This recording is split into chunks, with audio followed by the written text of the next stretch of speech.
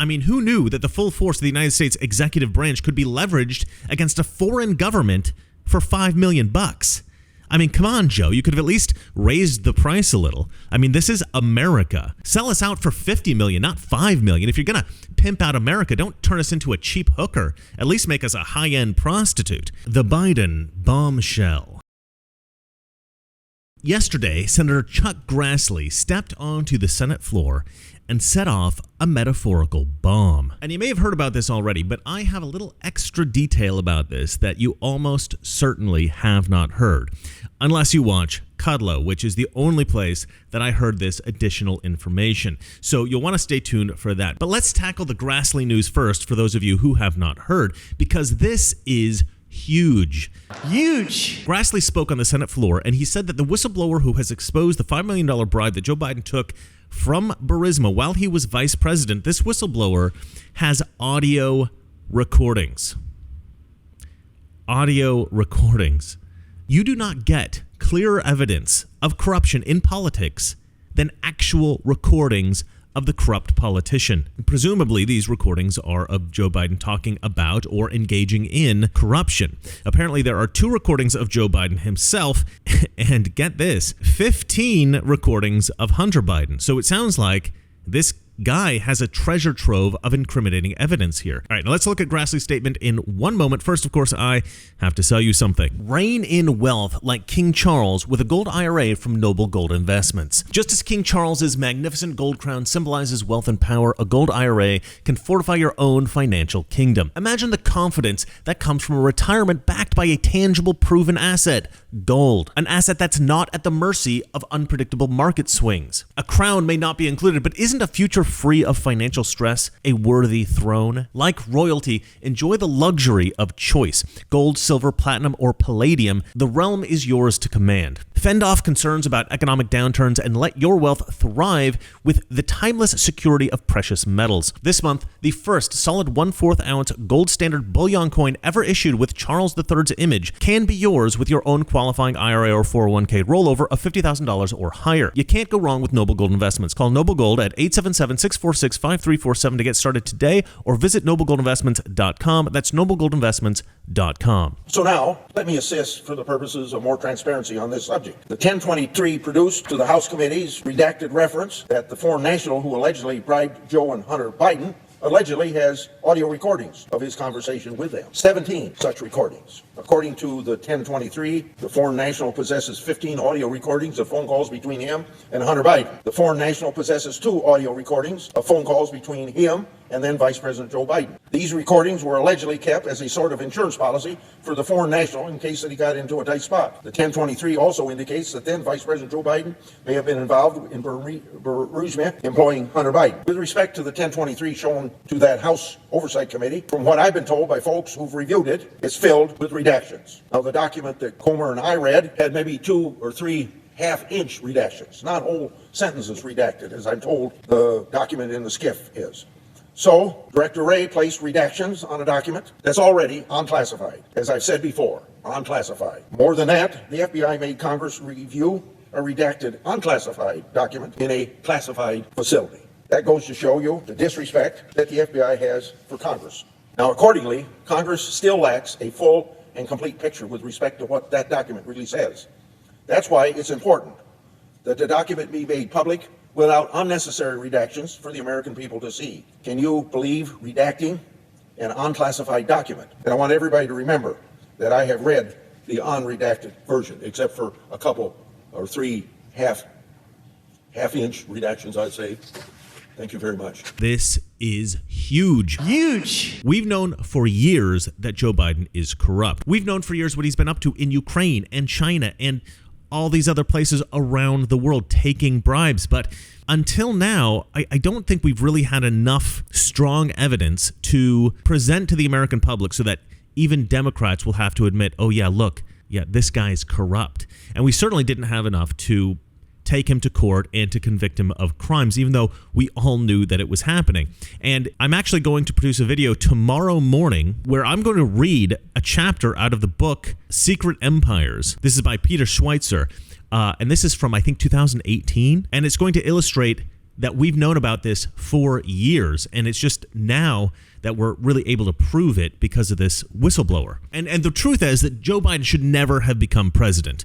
I mean, everybody knew that he was corrupt in Washington, D.C. Everybody in the media knew he was corrupt, and every conservative who was paying attention knew he was corrupt. It was just gullible Democrat voters that the deep state Democrats, the media, wanted to vote for Joe Biden because they wanted to control him because he's a great puppet for them. But here's the ironic thing, right? I mean, the irony could not be more rich here. Donald Trump is being illegitimately tried in criminal court for storing government documents in his home. And let's just put aside for one moment the fact that Joe Biden has done precisely the same thing as a vice president, which for vice president is actually illegal. And let's just focus for now on this bribery, because this is not a document case. All right. This is a proper crime. This is a politician enriching himself by taking bribes from a foreign business in order to interfere with a foreign government.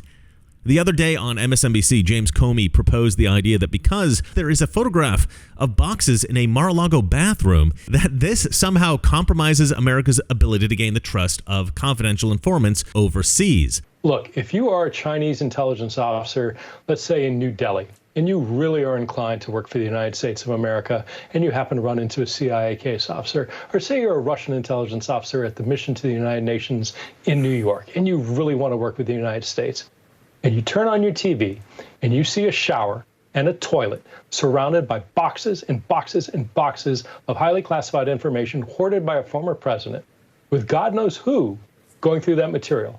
Are you going to take that step to literally put your life in the hands of that CIA officer, of that FBI agent, knowing that you had somebody like Donald Trump who has absolute, complete disregard for your safety? So it's not just looking back that this is a problem. It's anybody going forward who's witnessing all these events are having significant questions about whether or not they want to work with the United States intelligence community. Yeah. I'm sure that all those potential human intelligence assets from around the world are going to look at that photo and go, oh gosh, I don't know if I can trust this American case officer because I saw a photograph of boxes in a Mar-a-Lago bathroom. Honestly, James Comey and MSNBC are so ludicrous. I don't know how anybody watches that crap and goes, okay, yeah, you know what? I believe this.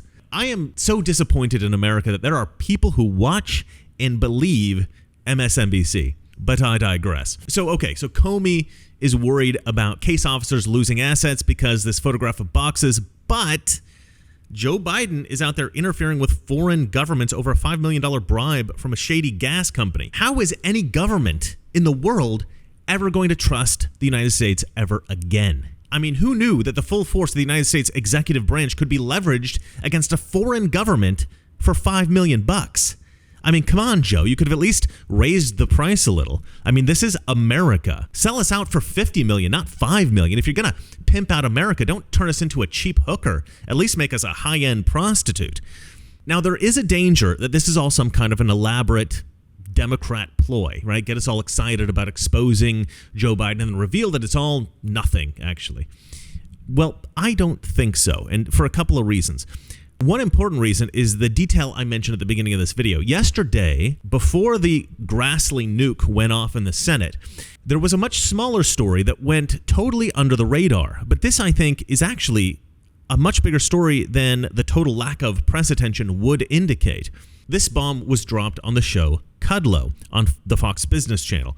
Larry Kudlow had on Brooke Singman, who reported that, according to the whistleblower report, the reason that Burisma needed the prosecutor Victor Shokin fired is that they wanted to do business in the United States, and they didn't think that they could do that while under criminal investigation in Ukraine. And so that's why they called in Joe Biden. Now, what you're saying is this was about the Burisma executive who wanted to gain U.S. oil rights and getting involved with a U.S. oil company.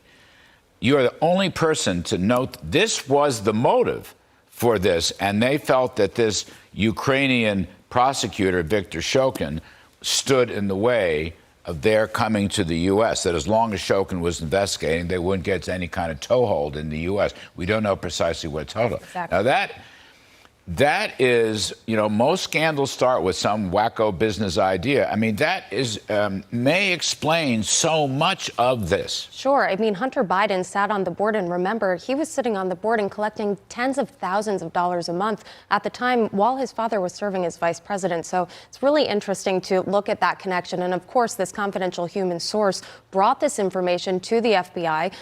He or she was detailing conversations he or she had with this Burisma executive over a few years. I mean, the conversations first started in 2015. He was saying that if this company, Burisma, continued to be under investigation, they wouldn't be able to get any U.S. capital or break into the U.S. market. So does anybody know any more about that angle? What exactly, were they going to align themselves with Chevron or Exxon or somebody like that, or a smaller company or a natural gas company? Does anybody know anything more about that? I think we're trying to get to the bottom of all of this. I mean, House Oversight Committee Chairman James Comer subpoenaed this document, which is what my report is based off of, and the FBI did not turn it over to Congress. So while the FBI did brief Congress on this document, they didn't exactly comply with the subpoena. They did not physically hand the document over to Congress, and I think that's how we will be able to get a little bit deeper into this maybe business arrangement that the Burisma executive hoped for. We've got Jim Comer coming on in just a moment, perhaps to expand on that. Okay, so then James Comer comes on Kudlow's show, and he adds another little detail. Apparently, Burisma wanted to break into the U.S. market with an initial public offering, an IPO, presumably on the New York Stock Exchange. But one point that is so interesting to me, interesting quote unquote, is that Burisma wanted to come into the U.S. energy business one way or another, and this prosecutor in Ukraine was standing in the way. So what do? They go after flat-out bribery to the Bidens, who were in power at the time as vice president. I mean, to me, that rings so clearly. There's motive here, which, thanks to Brooks' reporting, I hadn't heard before. Yeah, what the motive was, Larry, was they were wanting to enter into the U.S. energy market through an IPO, and they felt like they couldn't conduct an initial public offering if they were under investigation for corruption in Ukraine. So that's what it all pertained to. That's where the supposed bribe happened. That's why it happened, because they wanted to get rid of the prosecutor and try to clear up their name and have a Biden on the board so that they could do an initial public offering to try to show credibility as they try to expand the market. They also wanted to buy an existing energy company, and I believe it was in Texas, but I don't know the name of the company. So that was their whole business model, that to get their foot in the door, buy a company and do an IPO. I had not heard that before, sir, honestly. Brooks Singman's articles laid out, but the specific. So you're saying they're trying to do an IPO and maybe hook up with one of the Texas oil companies. That was the genesis, if you will. That was the motivating intent of this whole process, and they decided to do it the old-fashioned Ukrainian way. Just bribe the boss of the other country, right? That's what they do in Ukraine. That's right. Now, I looked around and I could not find this reporting anywhere else except Kudlow. And to me, I don't know, until the Grassley thermonuclear bomb, this seemed like a pretty big revelation. We knew that Burisma wanted to get the prosecutor Victor Shokin off their back. Victor Shokin was investigating Burisma for corruption, and they wanted that investigation to end. But it was unclear that the reason was because they wanted to expand into the U.S. market. I had always assumed, and I think everybody assumed, that it was in order to avoid prosecution in Ukraine. So this adds a very interesting plot twist to the story, and it gives us a little bit more insight into what really went on between Joe Biden and the Ukrainians. But perhaps most importantly, this new detail, I think, gives us a lot more confidence in the credibility of the whistleblower report, as it adds a new logical motivation for getting Joe Biden involved with getting that prosecutor Victor Shokin fired, and therefore it adds credibility to the accusation that Joe Biden took that $5 million bribe. So we're connecting all the dots here, and if those audio recordings that Grassley mentioned are as damning as I suspect they are, I think Biden is looking at a legitimate impeachment and possibly prison time. I know you guys are all going to write in the comment section, "It's never going to happen, bro." Well, you know what? Save it. Let me have my dreams. Look, the reason I am so optimistic about this is that Grassley stated that the reason that the whistleblower was holding on to these recordings was, quote, in case he got into a tight spot. I think that something like that. I may be paraphrasing. In other words, this guy thought that he could potentially use these recordings to blackmail Biden into helping him. Now, we've all suspected, it's been pretty obvious for a long time now that Biden has been seriously compromised by a myriad of people, that he's been blackmailed by tons of people, right? Organizations, governments, you name it. So this falls perfectly in line with that. And in fact, some people might have already been using these recordings specifically to blackmail Biden. And hopefully that will come out if that's actually true. There are some people that are speculating that maybe the reason that the FBI didn't want to hand over the whistleblower document is because they too are blackmailing Joe Biden. And these recordings would have ended the control that they have over him, or maybe they might have even exposed their blackmail operation. In fact, the bit about the 17 recordings in the whistleblower document that was shown to Congress, that bit was redacted. Now, why would they redact that? It doesn't compromise sources. It doesn't compromise methods. They just did it because they wanted to, in violation of the subpoena, I might add. Chuck Grassley, on the other hand, says that he has actually seen the unredacted document, and that apparently is why he knows about this. Now, on Kudlow's show, Congressman Comer said that he's waiting on some bank records and some other whistleblower reports. Now, I'm somewhat concerned that Christopher Wray will try to avoid sharing those whistleblower reports as well. And honestly, he needs to just give these reports to Congress. He's not complying with their subpoena just by showing these whistleblower documents to them. He's bumping up against the edge of compliance, just enough to satisfy Comer so that he doesn't get charged with contempt of Congress. But he's not complying. And, I'm sure he'll desperately try to avoid sharing the other whistleblower reports as well. And since he's redacted the bit about the 17 audio recordings, who knows what else he's going to redact in future documents that he shares with Congress. Honestly, Congress just needs to hold him in contempt. He's in contempt. There needs to be consequences so that he complies fully with the subpoenas moving forward. But you know what? I'm still excited. I'm like a kid whose mom just told him he's going to the candy store.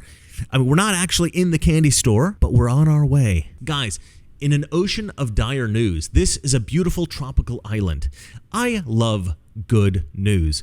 And as disappointing as the Trump indictment is as a sign of the state of America today, I think that this stuff coming out from Grassley and Comer is equally exciting. So I'm no longer depressed about the federal government. I am, more or less, but there's a little bit of hope. There's a little bit of positivity there. All right, before I go, I just want to add one more thing that it's a bit of speculation on my part, but if it's true, then it's also a bit of good news. I believe that there is a civil war brewing in the deep state. I believe that some of the negative stuff that we're seeing about Biden over the past year or so, right, has been intentionally exposed by some folks within the deep state who are convinced that Biden will lose in a re-election bid against Donald Trump, even with whatever kind of election rigging that they can manage. However, it's also clear that there's another faction of powerful players that are perfectly happy with Joe Biden. After all, Joe Biden is the perfect puppet. He's compromised. He's also too senile to think for himself. He just does what he's told. It's clear that there are some deep state guys who want Biden in there until the guy croaks. Because you know what? With Biden in office, they can get away with whatever they want. Because Biden's not really the president, guys.